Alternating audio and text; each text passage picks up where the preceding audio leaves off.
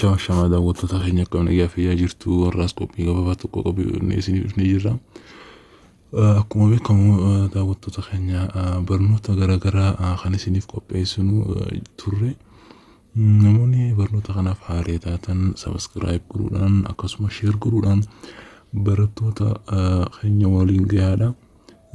Subscribe yeroo gootan barnoonni nuti isiniif dhiyeessinu akka dafee isin bira gahuuf subscribe yeroo gootanii bilbila sanillee tuquudhaan asir hawaasa keenyaa fi miseensa keenya ta'uudhaan nu cinaa dhaabbadha. Arrammoo daawwattoota keenya kabajamoo fi jaallatamoo fundamentals of accounting level 2 kan eegallu ta'a. Level 2 chapter 1 inventory khajoo khana arra meaningi inventory khana takkan ibsini khan ilaallu taha. Jalqaba irratti meaning of inventory and nature khana khan ilaallu taha. Inventory are merchandise held for sale in the normal course of business, which is termed as merchandise inventory or materials in the process of production or held for productions. Inventory jechuun adeemsa hojii keessatti gurgurtaaf meeshaalee qabaman yookaan walitti qabamiinsa shaqaxaa yookaan adeemsa oomishuu keessatti meeshaalee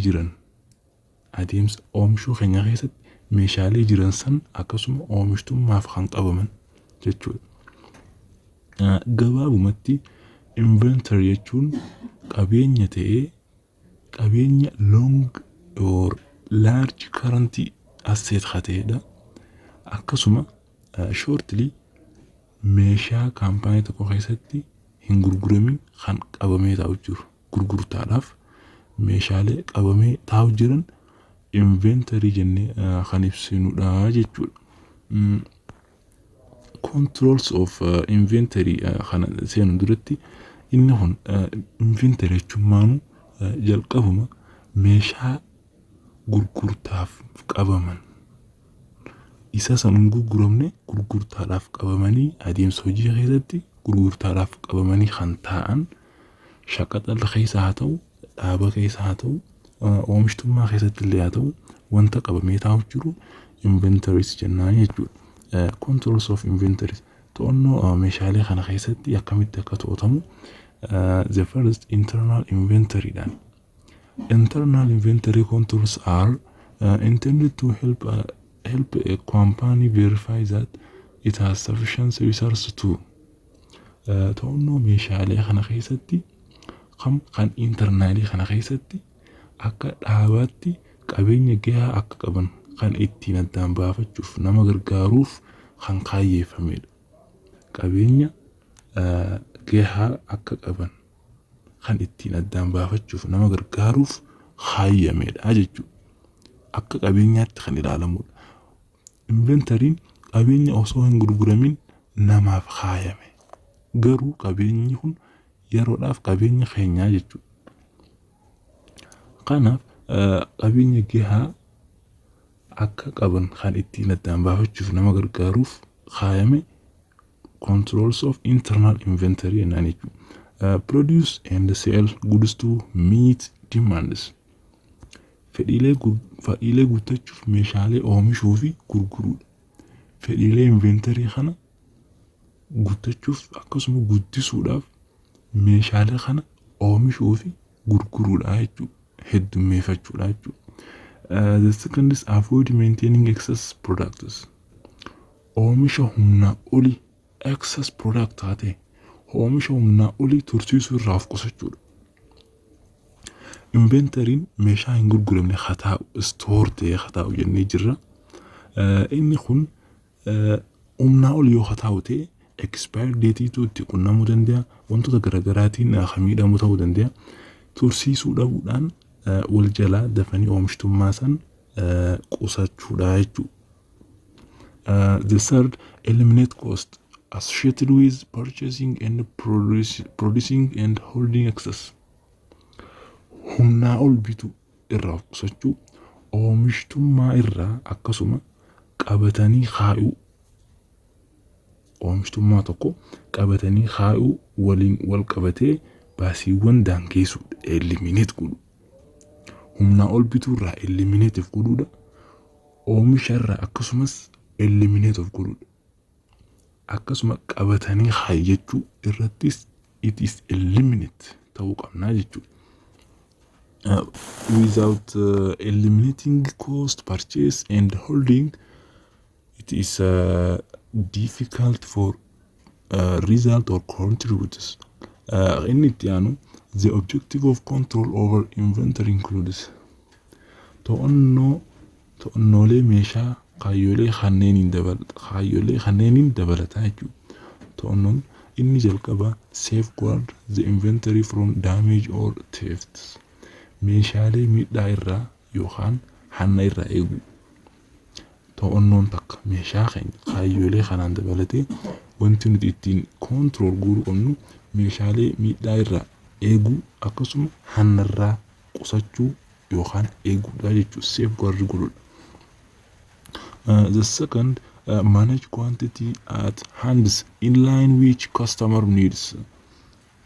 Customer waliin fedhiilee yookaan wanta barbaachisaa customer waliin jiran hamma isaanii hoogganuudha. Manage godhu hamma customerri barbaadu tokko manage godhanii dafanii fedhiilee customerootaa kana baasuudha jechuudha. The third, reporting inventory in the financial statements. Yeroo financial statement keessatti reportii meeshaalee godhu. Financial statement yeroo kaa'annee booda financial statement yeroo hojjanneen booda reportii meeshaalee kaayamee sanis report godhuu qabna. Inventory keenya san report godhamuu qabaa jechuudha. Maaliif qabeenya keenya waan ta'eef. Haggasitti reporting financial statement keessatti kan barreeffamuu qabu ta'a jechuudha. Kana yeroo takka kan ilaallu ta'u the safeguarding inventory. Eegumsa meeshaaleetiif eegumsa inventorytiif maal godhu? Erga abbaan naaf kaayaa jee inventory san kaayame oomisha gurgurtaadhaaf hojii keessatti gurgurtaaf meeshaalee qabaman jennee inventory isa kan eegumsa akkam godhuufi qabna. The following documents are often used for inventory controls. Kanneen asii gadi hun dokumentii ittiin inventory keenya fayyadamnu akkasuma inventory keenya ittiin eegumsa ittiin goone to'annuudha. Inni jalqabaa the purchase orders. Ajaja bitaatiin nama bitu sun jechuudha. Inni san ajaja isaatiin eegumsa godhuufi qabnaa jechuudha. Maaliif isatu nu bira kaa'uwwate waan ta'eef. Isatu ajajaan nu ergeessu waan ta'eef ajaja bittaa saniin kana godhuufi eegumsa godhuufi qabnaa jechuudha. Inni kun the purchase order authorized the purchase of the inventory from an approved vendors as soon as the inventory is received a receiving report is completed. Meeshaa san hanga hayyamameen madaalliin gurguraan bitachuu ni hayyamamaaf. Akkasuma meeshaalee gahan reportiidhaan akkasuma meeshaan gahan reportii nagaheedhaatiin ni dhumataaf jechuudha. Completely godhu qabda. Receive reportii fudhachuudhaan. Maaf inni hunnaaf kaayee waan eega jee reportii siif kannee hanga hayyamame madaalliidhaan gurgurtaaf jechuudha. Hanga inni hayyamu gaafate. Akkasuma ajaja bittaatiin gootee jechuu purchase order. The second is the receiving report. Reportii fudhataan inventaraa jechuudha. Nama meeshaa san gurguratu. Receiving reporting. It is to make sure the inventory received is what was ordered. The receiving report is compared with the purchase orders. Qabeenyi isa bira gahee kan argame ta'uu isaa kan ittiin addaan baafannu receiving reportidhaan jechuudha. Nagahee fudhachuu isaatiidhaan qabeenyi isaa bira gahee jennee kan ittiin addaan baafannu jechuudha. Isin kun receiving reporting jennaan jechuudha. Akkasuma it is the receiving report is compared with the purchase orders.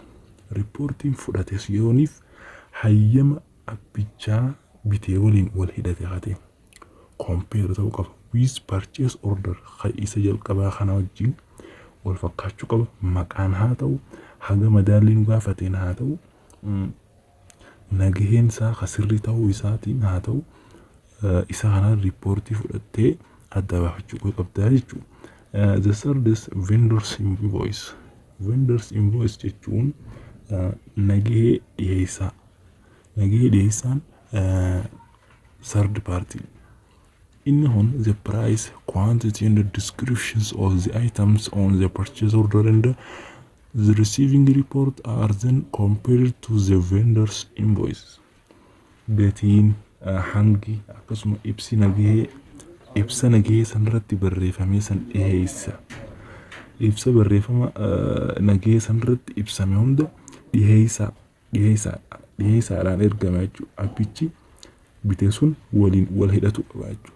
Abbichi bitees abbichi fudhates vendors invoice kana irratti waliin wal hidhata qabaachuu qabaachuu wanti isaan irra walii galan vendor invoice birattis it is compared ta'ee wal fakkaachuu qabaachuu. Pricing isaa ta'u quantity isaa ta'u descriptions of the items madaalli hangam takka akka bituu fadhus hanga isaatiin gatii hangam takkaatiin akka walii galaniif hunda vendors invoice biratti compared to the vendors invoice ta'uu qabaachuu. Inni itti aanu reporting inventories.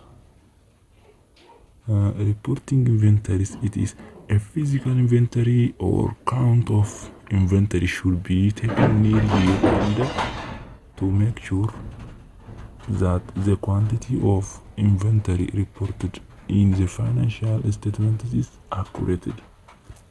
Reporting inventory yeroo jennu ta'u inni eegumsa meeshaalee yookaan riippoortii meeshaalee jedhama. Inventory jechuun yeroo jalqaba akkaan isinimetti meeshaa tokko inventory jechuun meeshaa gurgurtaaf qophaa'e kan qabame jechuudha. Gurgurtaadhaaf qabamee taa'u jiru jennaan jechuudha riippoortii isaa.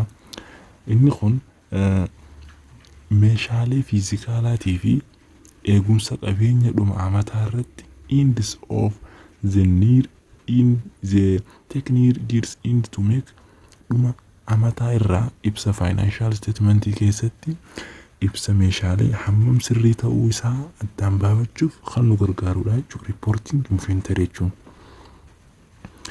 Herreega meeshaalee keenyaa kan financial statement irratti barreeffame san sirrii ta'uu isaa kan addaan baafan hagam takka haga barreeffame kan itti addaan baafan reporting inventory jennaan jechuudha. Okay, inni itti aanu importance of inventories. Barbaachisummaan inventory maali? Maaliif nu barbaachisa? Meeshaaleen gurgurtaaf qabaman san maaf nu barbaachisa? Inni jalqabaa it is the principal source of revenue for wholesaler and retailer businesses. Daldalli wholesaler fi retailerii madda galii bu'uuraa ta'uu isaatiif nu barbaachisa. Jechuun wholesaler yeroo jennu meeshaalee jilmatti gurguraman yookaan meeshaalee kaartooniidhaan gurguraman akkasuma retail jechuun meeshaalee tokko tokkoon firifiritti gurguramu akka shaqaxaatti kaartooniidhaan osoo hin ta'in firifirii keessaatiin inni isaan kun madda galii bu'uuraa akka ta'aniif kan nu barbaachisu inventoryidha jechuudha. Inni itti aanu cost of merchandise sold is the largest deductive from sale to determine net incomes. Gatiin shaqaxaa galii gurguruu murteessuudhaaf kamijatu namoota isaaniif gurguruuf baay'ee rakkishe.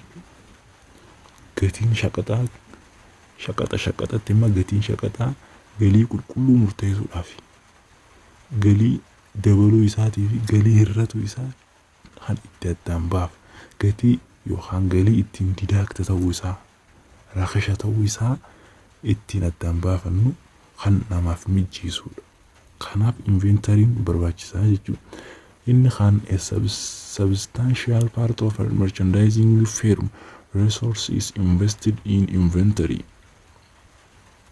Dhaabni shaqaxaa tokko qabeenyoota guddaa gabaasa meeshaalee keessatti invest godhamanii jechuudha. Dhaabni shaqaxa tokko qabeenyoota guddaa gabaasa meeshaalee keessatti invest godhachuudhaaf kan ittiin nu barbaachisu jechuun tokko. Kan resource keenya substantial part of merchandise invest in inventory godhannu jechuudha.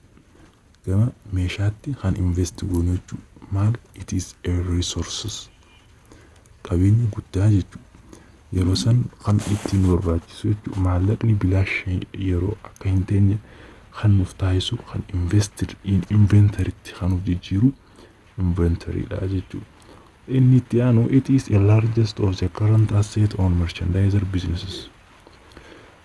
Naggaatii irratti naggaatiin jiraachuun qabeenyaafis ni guddata. Inni maas akkasuma largest of current asset dha. Akkuma jalqabee isin himatti qabeenya current asset ta'e it is the largest dha.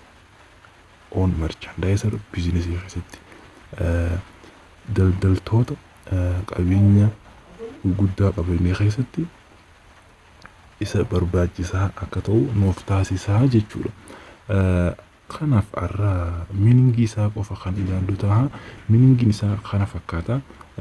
Meaning isaa haala kanaan kan ibsamu ta'a. Arraaf asirratti kan nuuf gahu ta'a.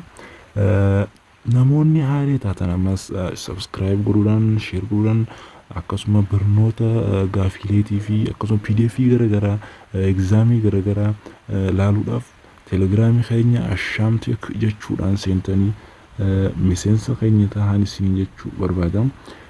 Gaafilee garagaraa achirratti hirmaachisaa kan godhamus ni jira waan ta'eef achirrattis ofii keessan of madaaluu dandeessu. Arraaf gaafiin yookaan ibsi keenya asirratti meaning qofa waan ta'eef kan itti aanu example isaa akkaataa itti hojjetamu hunda qabannee isin dhiyaanna. Jabaadhaa qodhaa nageetti isin jechuu barbaada.